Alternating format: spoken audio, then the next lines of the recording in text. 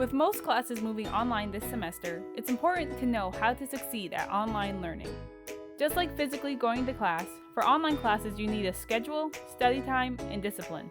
Make a routine plan and stick to it. Get dressed just like you were going to class. Go to your study space and block out distractions. It's helpful to create a workspace for your learning. Keep your space organized and free of distractions.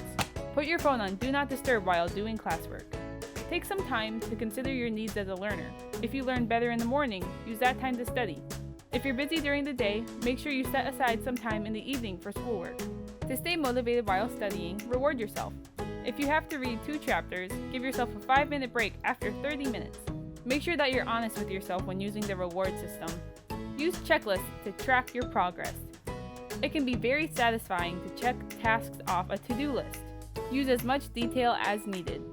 Create them for different assignments so you can best manage your time. Make sure you know how the schedules and expectations for each of your courses has changed. If your instructor has not told you, don't be afraid to ask for more information. Talk to your instructor about challenges that you experience. Check your Madison College email and log into Blackboard every day to check for updates. Make sure you know how to communicate with all of your instructors.